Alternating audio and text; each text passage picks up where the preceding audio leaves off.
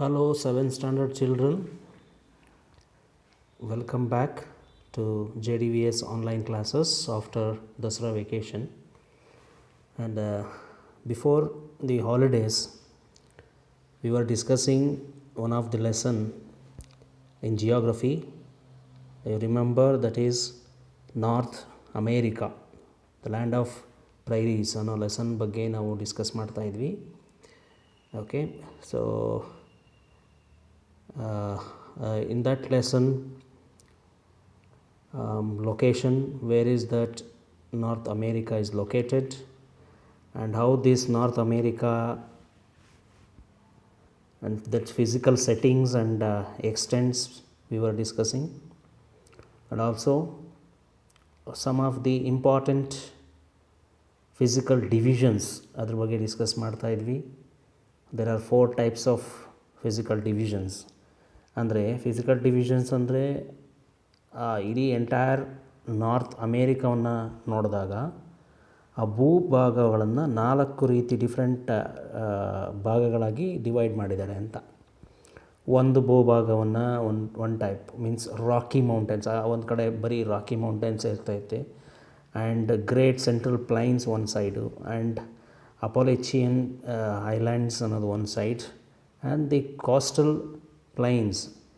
So ಹೀಗೆ 4 divisions ಆಗಿ divide ಮಾಡಿದ್ದಾರೆ ಅನ್ನೋದ್ರ ಬಗ್ಗೆ ಡಿಸ್ಕಸ್ ಮಾಡಿದ್ವಿ. ಅದರಲ್ಲಿ first one, second one, third one, these 3 we are already discussed in the previous videos. Okay, and now let us see the fourth one, the coastal plains ಅಂತ. ಇದಕ್ಕೆ ಏನು ಹೇಳ್ತಾರೆ ಅಂದರೆ, ಈ ಕೋಸ್ಟಲ್ ಏರಿಯಾ ಅಂತಂದು ಯಾವುದನ್ನು ಕರಿತೀವಿ ಅಂದರೆ ಕರಾವಳಿ ಪ್ರದೇಶ ಅಂತ. ಅಂದರೆ ಈ ಸಮುದ್ರದ ಪಕ್ಕದಲ್ಲೇ ಬರುವಂತಹ ಅಥವಾ ಬೀಚ್ ಅಂತ ಏನು ಹೇಳ್ತೀವಿ, ಸಮುದ್ರ ಪಕ್ಕದಲ್ಲೇ ಇರುವಂತಹ ಒಂದು ಪ್ರದೇಶ, ಅದನ್ನು ಕೋಸ್ಟಲ್ ಏರಿಯಾ ಅಂತೀವಿ. ಓಕೆ, ಸೊ ಈ ನಾರ್ತ್ ಅಮೇರಿಕಾ ಇಲ್ಲಿ ಮ್ಯಾಪಲ್ಲಿ ನೀವು ನೋಡ್ತಾ ಇದ್ದೀರಾ. ಸೊ ಇದೆಲ್ಲ ಈ ವೈಟ್ ಕಲರ್ ಏನು ಕಾಣಿಸುತ್ತೆ, this is all the oceans. ಅದು ಬಂದಾಗ ಇದು ಪಕ್ಕದ ಭಾಗದಲ್ಲೇ ಇರುವಂತಹ, specially the second point, the coastal plains ಅಂತ ಇನ್ ಬ್ರೌನ್ ಕಲರ್ಡ್ ಆಗಿದೆಯಲ್ಲ, ಶೇಡ್ ಆಗಿದೆಯಲ್ಲ, this is called the coastal plains. ಕರಾವಳಿ ಮೈದಾನ, ಪ್ಲೈನ್ಸ್ ಅದು ಮೈದಾನ ಅಂದರೆ ನಿಮಗೆ ಗೊತ್ತಾಗುತ್ತೆ. Suppose if people want to play cricket ಅಂದ ತಕ್ಷಣ ನೀವೇನೇ ನೋಡ್ತೀರಿ, ಎಲ್ಲಿ ಗ್ರೌಂಡ್ ಇದೆ ಅಂತ ನೋಡ್ತೀರಾ, ಹಾಗೆ ಅದನ್ನು ಮೈದಾನ ಅಂತ ಹೇಳ್ತೀವಿ. ಮೈದಾನ ಪ್ರದೇಶ ವಿಶಾಲವಾಗಿರುತ್ತೆ ಅಂಥ ಪ್ರದೇಶ. So this is North America as quite a long and indented coastal lines except in north south where the some isthmus of Panama. ಈ ಪನಾಮಾ ಅನ್ನೋದು ಈ ಪಾರ್ಟ್ ಎಂಡ್ ಅಥವಾ ಇದನ್ನು ಏನಂತ ಹೇಳಿದ್ರೆ ಭೂಖಂಡ ಅಂತ ಏನು ಹೇಳ್ತೀವಿ ಕನ್ನಡದಲ್ಲಿ. ಭೂಖಂಡ ಅಂದರೆ ಇಲ್ಲೆಲ್ಲ ಓಷನ್ಸ್ ಕವರ್ ಆಗುತ್ತೆ, ಸಡನ್ ಈ ಭಾಗ ಭೂಮಿ ಅನ್ನೋದು ಸ್ಟಾರ್ಟ್ ಆಗುತ್ತೆ, ಭೂಭಾಗ. ಹಾಗಾಗಿ ಕಂಠ ಅಂದರೆ ಕೊರಡು, ತುದಿ. ಓಕೆ, ಸೊ ಆ ಪ್ರದೇಶದಿಂದ ಸ್ಟಾರ್ಟ್ ಆಗುತ್ತೆ. And this plain, coastal plain is narrow in the north east ಸೈಡಿಗೆ ಹೋದಾಗ. For example, this is north, south, east and west. Okay, and they are telling narrow in the north east. Narrow ಅಂತಂದರೆ ತುಂಬ ಚಿಕ್ಕದಾಗಿರುತ್ತೆ.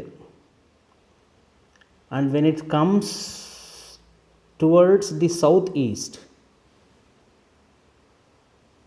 ಈಸ್ಟಿಗೆ ಬಂದಾಗ it is little bit widen, ಸ್ವಲ್ಪ ವಿಶಾಲವಾಗಿರುತ್ತೆ, ಇರುವಂತಹ ಒಂದು plains ಇದು, ಅಂದರೆ ಏರಿಯಾ. ಆ ಒಂದು ರೀಸನ್ ಆ ರೀತಿ ಇರುತ್ತೆ. ಈಗ ಮೇಲ್ಭಾಗಕ್ಕೆ ಹೋಗ್ತಾ ತುಂಬ ಚಿಕ್ಕದಾಗಿರುತ್ತೆ, ಹಾಗೆ ಕೆಳಭಾಗಕ್ಕೆ ಬರ್ತಾ ಸ್ವಲ್ಪ ವೈಡನ್ ಆಗಿರುತ್ತೆ, ಅಗಲವಾಗಿ ಇರುತ್ತೆ ಈ area. And the average height in 150 meter above sea level, ಅಂದರೆ 150 ಮೀಟರ್ ಅಷ್ಟು ಸಮುದ್ರ ಮಟ್ಟಕ್ಕಿಂತ ಸರಾಸರಿ ಅಷ್ಟು ಎತ್ತರವಾಗಿರುವಂತಹ ಒಂದು ಪ್ರದೇಶ ಇದು. ಅಷ್ಟು ಎತ್ತರದಲ್ಲಿದೆ. ಸಮುದ್ರ ಮಟ್ಟಕ್ಕಿಂತ ಸ್ವಲ್ಪ 150 ಮೀಟರ್ ಎತ್ತರದಲ್ಲಿರುವಂತಹ ಒಂದು ಪ್ರದೇಶ ಇದು. ಯಾವುದು? The coastal plains. Okay, and this is a low and relatively plain area with sandy soil. ಅದು ಅರ್ಥ ಮಾಡ್ಬೇಕು ಹೇಗಿರುತ್ತೆ ಅನ್ನೋದಕ್ಕೆ, ನೋಡೋದಕ್ಕೆ. ಅಂದರೆ this is one kind of a sandy area. ಮರಳಿನಿಂದ ಕೂಡಿರುತ್ತೆ, ಮಣ್ಣಿನಿಂದ ಕೂಡಿರುವಂಥ ಒಂದು ಪ್ರದೇಶ, ಮರಳಾಗಿರುತ್ತೆ.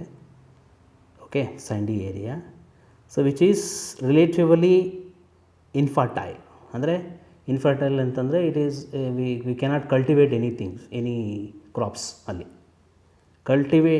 ಇನ್ಫರ್ಟೈಲ್ ಅಂತಂದರೆ ಫಲವತ್ತಾಗಿಲ್ಲುವಂತಹ ಒಂದು ಮರಳು ಮಣ್ಣಿನಿಂದ ಕೂಡಿರುವಂತಹ ಒಂದು ಪ್ರದೇಶ. ಅಲ್ಲಿ ನಾವೇನೂ ಬೆಳೆಗಳನ್ನು ಬೆಳೆಯಲಿಕ್ಕೆ ಸಾಧ್ಯ ಇಲ್ಲ. ಇನ್ಫರ್ಟೈಲ್ ಆಗಿರುತ್ತೆ, ಫಲವತ್ತತೆಯಿಂದ ಕೂಡಿರೋದಿಲ್ಲ, ಅಂತಹ ಒಂದು ಮಣ್ಣಿನಿಂದ ಇರುತ್ತೆ. And also swamps and the marshes are abundant ಆಗಿರುತ್ತೆ ಅಲ್ಲಿ, ಆ ಪ್ರದೇಶದಲ್ಲಿ. ಈ ಜೌಗು ಪ್ರದೇಶ. ಜೌಗು ಅಂದರೆ ಈಗ ಒಂದು ನೀವೇನಾದರೂ ಕಾಲಿಟ್ಟ ತಕ್ಷಣ ಅದು ಹಾಗೆ ಒಳಗಡೆ ಹೊರಟಾಗುತ್ತೆ, ಆ ಥರ ಒಂದು ಏರಿಯಾ ಆಗಿರುತ್ತೆ ಇಲ್ಲಿ. And the coast is indented by the river mouth and bays on which many sea ports are located. So in this area you can see ಕೆಲವೊಂದು ನದಿಗಳ ಮುಖಭಾಗ ಅಂತ ಹೇಳ್ತೀವಿ. ಮುಖಭಾಗ ಅಂದರೆ ರಿವರ್ ಮೌತ್, ತುದಿ. ಅದನ್ನು ಏನು ಹೇಳ್ತೀವಿ, ಬೀಚ್ ಅಂತೀವಲ್ಲ, ಅದೇ ಮುಖಭಾಗ ಅಂತ ಹೇಳ್ಬೋದು.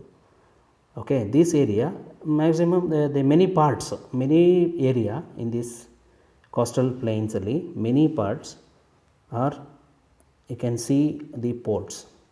ಸಮುದ್ರ ತೀರಗಳು, ಬಂದರು ಅಂತ ಹೇಳ್ತೀವಿ. ಸಿ ಪೋರ್ಟ್ ಅಂದರೆ ಬಂದರು, ಹಡಗುಗಳು, ದೊಡ್ಡ ದೊಡ್ಡ ದೋಣಿಗಳು ಬಂದು ನಿಲ್ಲುವಂತಹ ಪ್ರದೇಶ ಆಗಿರುತ್ತೆ ಈ ಭಾಗದಲ್ಲಿ. So this is the coastal plains. ಇದ್ರ ಬಗ್ಗೆ ಹೇಳೋದಾದರೆ, ಸೊ ಇಲ್ಲಿಗೆ ನಿಮಗೆ 4 points, the 4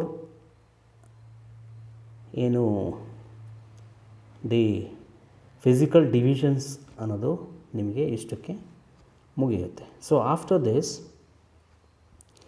so we will see some of the important rivers and great lakes in this North America continent. Okay, you can look at this map. So this is North America.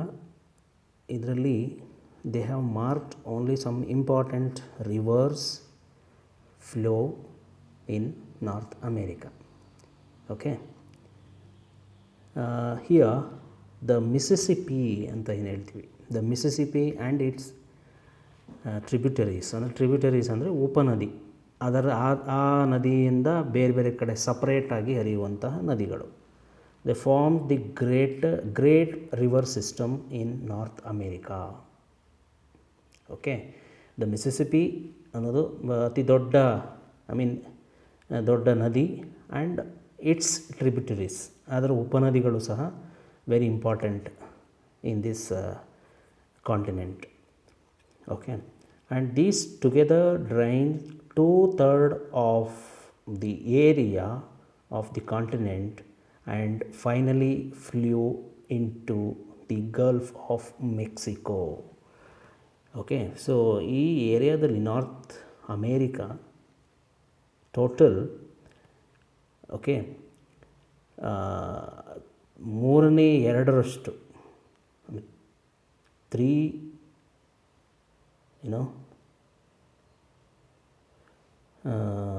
3/2 ಅಂದರೆ 2/3 ಅಷ್ಟು ಪರ್ಸೆಂಟಷ್ಟು ಭಾಗ covered by rivers. The main river is Mississippi. Okay, ಇಡೀ ಭೂಪ್ರದೇಶವನ್ನು ನಾವು ನೋಡಿದಾಗ 2/3% ಅಷ್ಟು ಭಾಗ covered by the water, the river.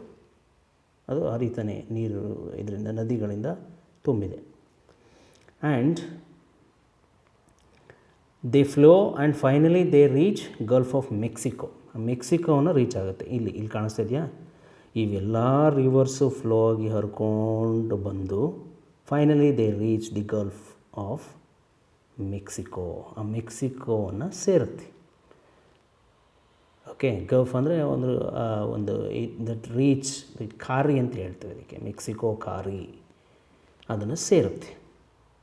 ಇವೆಲ್ಲ rivers, all these rivers, whatever they rivers they have given, okay, they reach gulf of Mexico. The Missouri ಅಂತ ಹೇಳ್ತೀವಿ, that is another river name. Missouri is the important tributary of Mississippi. As I told, the many tributaries of Missouri. Missouri ಅನ್ನೋದು ಒಂದು ಮುಖ್ಯವಾದ ದೊಡ್ಡ ನದಿ, river, very big river. ಅದರ ಒಂದು ಭಾಗವನ್ನೇ ಟ್ರಿಬ್ಯೂಟರೀಸ್ ಅಂತೀವಿ. ಇನ್ ದ ಟ್ರಿಬ್ಯೂಟರೀಸ್, ಉಪನದಿಗಳಲ್ಲಿ Missouri is very important one. Missouri ಅನ್ನೋದು ಒಂದು ಪ್ರಮುಖವಾದ ಉಪನದಿ ಅಂತ ಹೇಳ್ತೀವಿ. ದಿ ಅದರ್ ಟ್ರಿಬ್ಯೂಟರೀಸ್ ಆರ್, ಅದನ್ನು ಬಿಟ್ಟರೆ ಮಿಸ್ಸೋರಿ ನದಿಯ ಉಪನದಿಗಳು ಯಾವ್ಯಾವು, ಈ ಥರ ಒಂದು ಕ್ವಶನ್ ನಿಮಗೆ ಬರ್ಬೋದು. Name the important tributary of Mississippi river ಅಂತ ಕೇಳಿದ್ರೆ that is one mark question, that is Missouri. Name the other tributaries of Mississippi river ಅಂತ ಕೇಳಿದಾಗ you have to name all these rivers name. Okay, red river and Ohio, Arkansas, okay, Tennessee, Platte, okay. So these are the some other important tributaries of Mississippi river. ಅದನ್ನು ನೀವು ಚೆನ್ನಾಗಿ ನೆನ್ಪಿಟ್ಕೋಬೇಕು.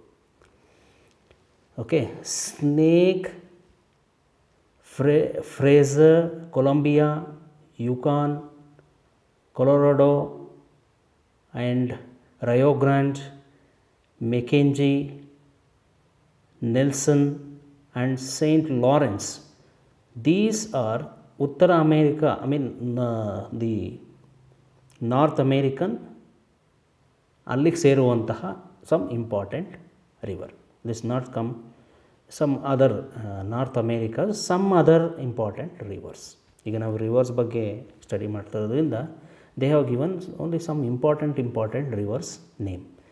Names are little bit difficult to remember, but you have to study 2-3 times so that you will be familiar with the words after that.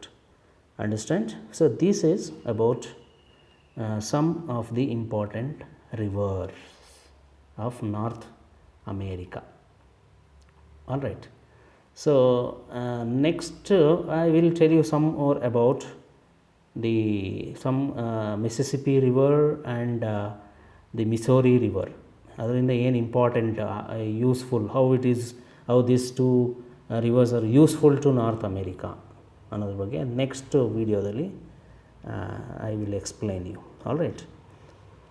So go through this video once again so that you understand better. Okay. All right, children. So for today's homework, I'll give you very simple one. 2 questions. The one is